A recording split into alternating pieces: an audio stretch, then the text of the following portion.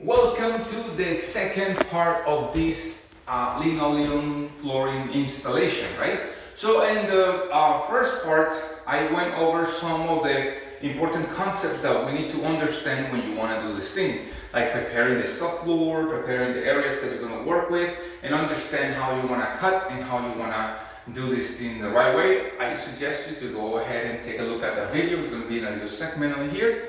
But let's continue with the second stage of our project, right? Now we're relaxed because we finally clean up all the little edges. We have all the cuts nice and straight. We know that it's going to be nice and flat because it was kind of stretching through different days. We have little areas here and there to maybe add a little section, especially in the closets and stuff like that. But overall, everything is ready.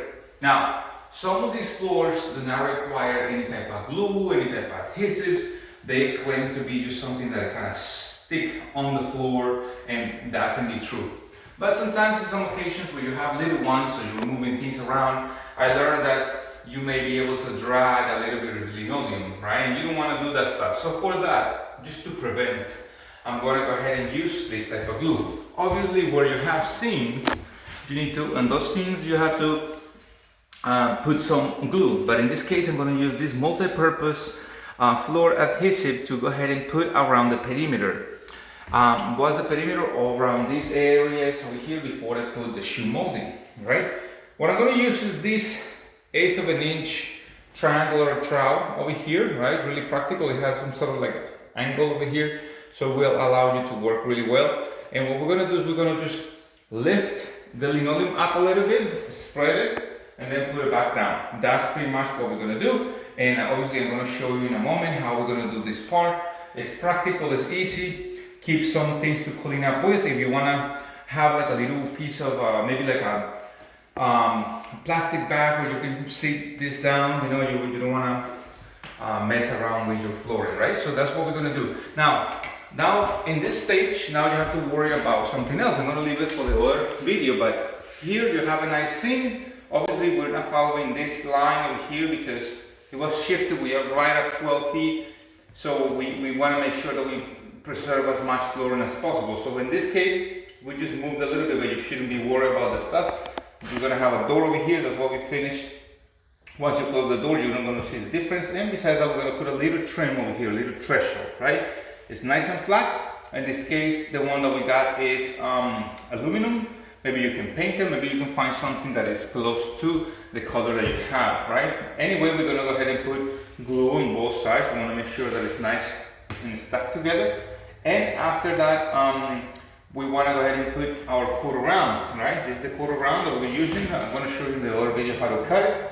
Make sure that you protect your eyes and everything when you're doing the stuff.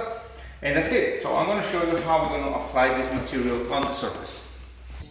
Now at this point in this second part of the project, on this second video, we understand how we need to measure our linoleum, how we need to place it on the surface that we want to cover, and we want to make sure that the linoleum itself is not touching the baseboard too much. In fact, you want to leave about 1/8 of an inch from the wall so it will kind of lay down completely flat.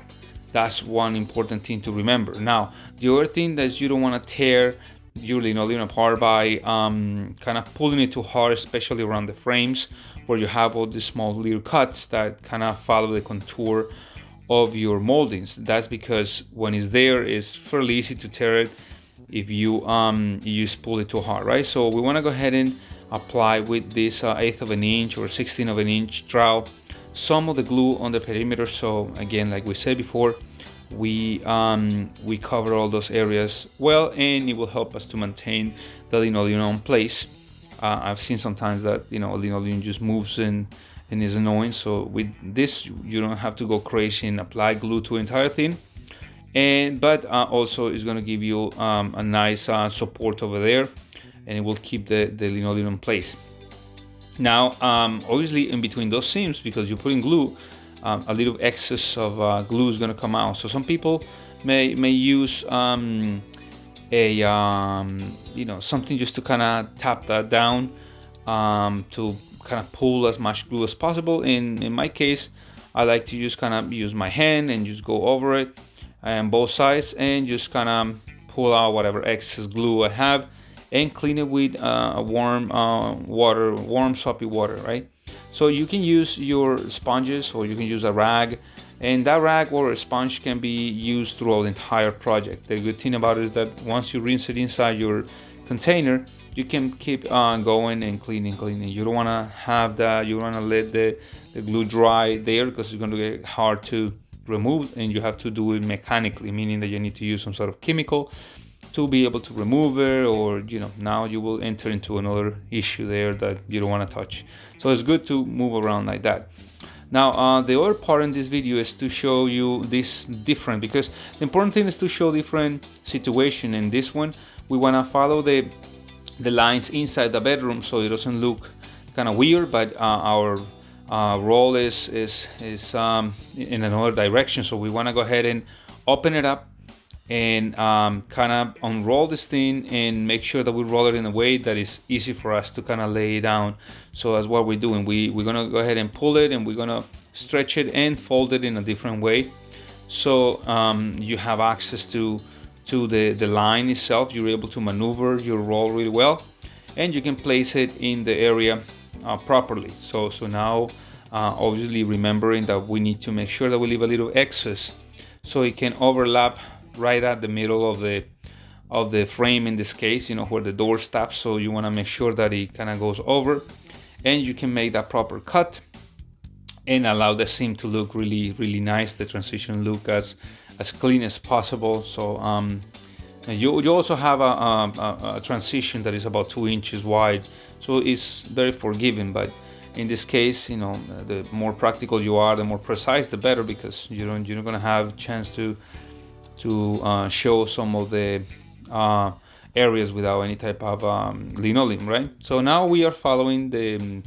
a practical way, we're following the kind of wood plank lines to be able to make the cut that we need here, and obviously leaving an access again to overlap towards that dining room area. So by using the help of somebody, you want to make sure that you cut that section, and you proceed by tucking the linoleum well against the baseboard and making sure that you cut the proper part. So this is I don't want to make it so long. I'm going to leave it for the third video, but I think this can show you another pattern that you need to follow, and let's continue with the third video. I'm excited. We're almost done, and I invite you to see the next one. If you made it all the way to the end of this video, now you're seeing this clip, it's because I deserve this little hand like that, right? And besides that you will subscribe to my channel so you can learn more things, how to save a ton of money, and how to learn stuff that you may never thought that you will be able to learn. I'll see you soon.